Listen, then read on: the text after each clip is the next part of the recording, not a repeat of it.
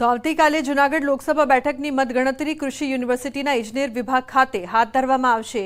કોઈ ચૂક ન થાય તે માટે મતગણતરીના કેન્દ્ર પર બીએસએફ અને પોલીસનો ચુસ્ત બંદોબસ્ત ગોઠવી દેવાયો છે। મતગણતરીમાં 1200થી વધુ કર્મચારીઓને તૈનાત કરવામાં આવ્યા છે, જ્યારે જૂનાગઢ વિધાનસભા બેઠકની મતગણતરી 21 રાઉન્ડમાં પૂર્ણ કરવામાં આવશે। જૂનાગઢ જિલ્લા લોકસભાની જે ચૂંટણીઓ હતી તેની મતગણતરી છે તે આવતીકાલે કૃષિ યુનિવર્સિટીના એન્જિનિયરિંગ વિભાગમાં હાથ ધરવામાં આવશે। ખાસ જોવા જાય તો એન્જિનિયરિંગ વિભાગ આવેલો છે જ્યાં મતગણતરી થવાની છે, ત્યાં હાલ ચુસ્ત પોલીસ બંદોબસ્ત ગોઠવી દેવામાં આવ્યો છે। બીએસએફના જવાનો તેમજ પોલીસ સ્ટાફ દ્વારા અહીં ગેટ ઉપર છે તે ચેકિંગ હાથ ધરવામાં આવ્યું છે અને અંદર જતા જે કર્મીઓ છે તેને પણ હાલ ચેકિંગ કરવામાં આવ્યું છે। બીજી તરફ જોવા જાય તો 135 ટેબલ ઉપર છે તે મતગણતરી છે તે હાથ ધરવામાં આવશે અને 1200થી વધુ કર્મચારીઓ આ જે ગણતરી છે તેમાં ભાગ લે છે। જૂનાગઢ અને ગીર સોમનાથ જિલ્લાની કુલ 7 વિધાનસભા આવેલી છે, તે 7 વિધાનસભાની જે મતગણતરી છે, જે ઈવીએમમાં ઉમેદવારોનું જે ભાવિ સીલ થયું છે તેની ગણતરી છે તે આવતીકાલે હાથ ધરવામાં આવશે। અતુલ વ્યાસ, ન્યૂઝ 18 ગુજરાતી, જૂનાગઢ। તો સાબરકાંઠા લોકસભા બેઠકની હિંમતનગર સરકારી પોલિટેકનિક કોલેજમાં મતગણતરી હાથ ધરાશે। 2000 જેટલો સ્ટાફ ફરજ પર રહેશે તૈનાત। 2326 મતદાન મથકોના ઈવીએમના મતોની ગણતરી હાથ ધરવામાં આવશે। 3 લેયર પોલીસ બંદોબસ્ત કેન્દ્ર પર હાજર। મતગણતરી કેન્દ્ર પર મોબાઈલ લઈ જવા માટે કડક પાબંદી લગાવાઈ છે। બિલ્ડિંગના 9 રૂમમાં 14 ટેબલો પર મતગણતરી હાથ ધરાશે। મતગણતરી કેન્દ્ર પર ઉમેદવારના ચૂંટણી એજન્ટ, મતગણતરી એજન્ટ, કામગીરી સાથે સંકળાયેલ અધિકારી અને કર્મચારી સિવાયની વ્યક્તિને પ્રવેશ અપાશે નહીં। આવતીકાલે મતગણતરી બાદ જ ખબર પડશે કે કઈ પાર્ટી મેદાન મારે છે।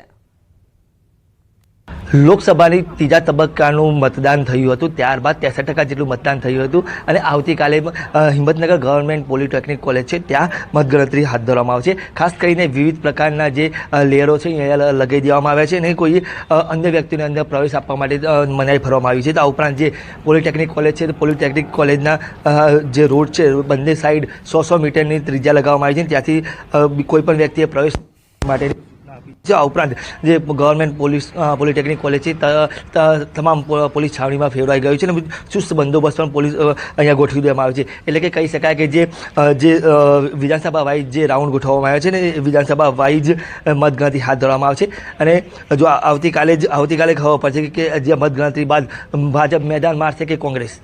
ઈશાન પરમાર, ન્યૂઝ 18 ગુજરાતી, સાબરકાંઠા। તો અંબાજીના યાત્રિકો માટે મોટા સમાચાર। યાત્રિકોના સ્વાસ્થ્યને ધ્યાનમાં લઈ કોઈ તકલીફ ન થાય તે માટે અંબાજી મંદિર દેવસ્થાન ટ્રસ્ટ દ્વારા ગબ્બરમાં જ તમામ મેડિસિન સાથે ડોક્ટરની સુવિધા શરૂ કરાઈ છે।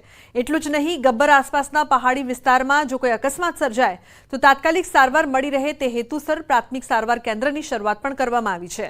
ગબ્બર ચડવા માટે 900થી વધુ પગથિયાં ચડવા પડે છે, ત્યારે ગબ્બર પરિક્રમા 2 થી 2.5 કિલોમીટર લાંબી છે, તેમાં પણ 2000 પગથિયાં જેટલું ફરવું પડે છે। તેવામાં કોઈ યાત્રીઓના સ્વાસ્થ્યને ધ્યાનમાં રાખીને આરોગ્ય સુવિધાઓ શરૂ કરાઈ છે।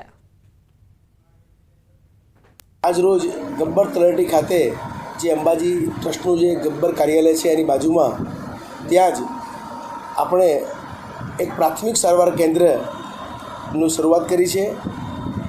પાટણ યુનિવર્સિટીના હેમચંદ્રાચાર્ય યુનિવર્સિટીના કુલપતિ સાહેબના હસ્તે એનું ઉદ્ઘાટન કરાવેલું છે।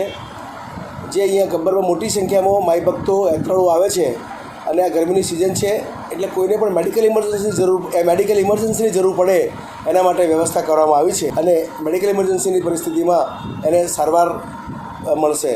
જરૂરી દવાઓ તેમજ જરૂરી સાધન સામગ્રી પણ અત્રે લાવી દેવામાં આવેલ છે।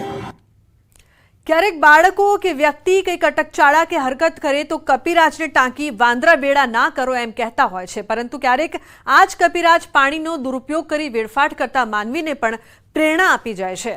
કાળઝાળ ગરમી વચ્ચે પંચમહાલના પાવાગઢ જંગલમાં પાણીની લાઇનમાંથી લીકેજ થતા પાણીમાંથી એક બાદ એક કપિરાજ તરસ छिपाવી રહ્યા છે, જે સાચે જ પાણીનો વેડફાટ કરતા સૌ માટે શીખ આપી રહ્યા છે।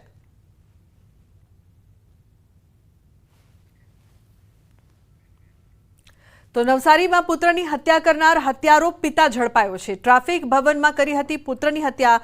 પોતાના વતન જઈને આત્મહત્યાની ફિરાકમાં હતો હત્યારો। નવસારી એલસીબી પોલીસે મહીસાગરના વેરણિયા 4 રસ્તા પાસેથી આરોપીને પકડી પાડ્યો છે।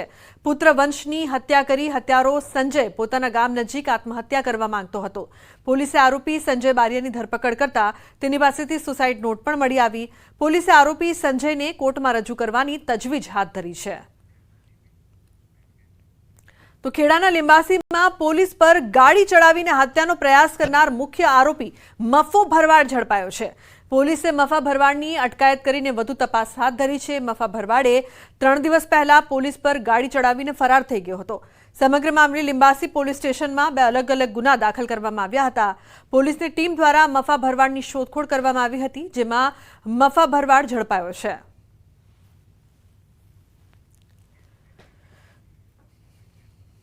તો મહીસાગરમાં મામલતદારના ચેકિંગ દરમિયાન હોટલમાંથી ખાલી દારૂની બોટલો મળી આવી. બાલાસિનોરના 19થી વધુ એકમો સીલ કરવામાં આવ્યા. બાલાસિનોરની મયુર હોટલમાં તપાસ કરતા ખાલી દારૂની બોટલો ઝડપાઈ. હોટલમાં ફાયર સેફટી સહિત ખામી જણાતા તાત્કાલિક તેને સીલ કરવામાં આવી છે.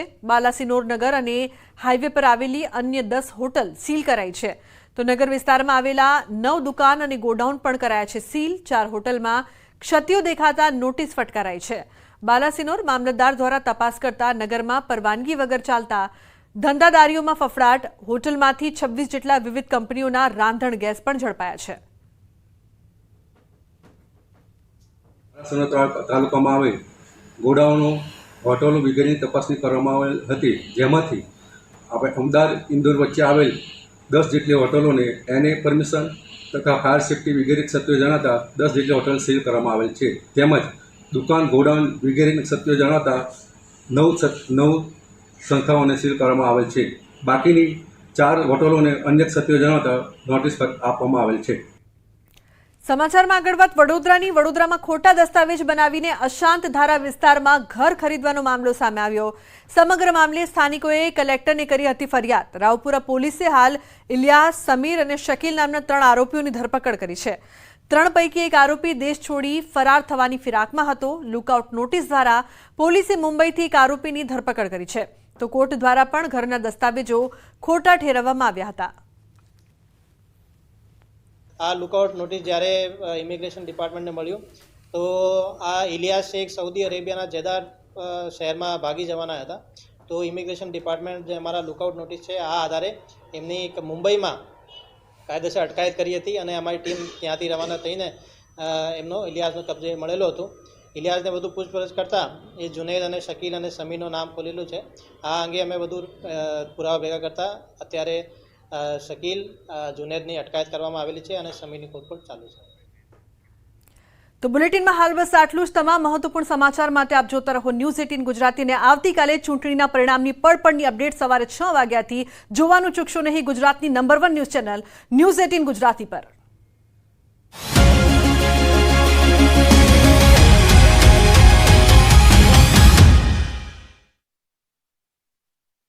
जॉब के लिए ગરમીના કારણે મતગણતરી કેન્દ્ર પર પાણી સહિતની જરૂરી સુવિધાઓ અને એમ્બ્યુલન્સની પણ વ્યવસ્થા કરવામાં આવી છે. વલસાડ જિલ્લા કલેક્ટરે મતગણતરી પ્રક્રિયાની તૈયારીઓની સમીક્ષા કરી. મતગણતરી પ્રક્રિયા સામાન્ય લોકો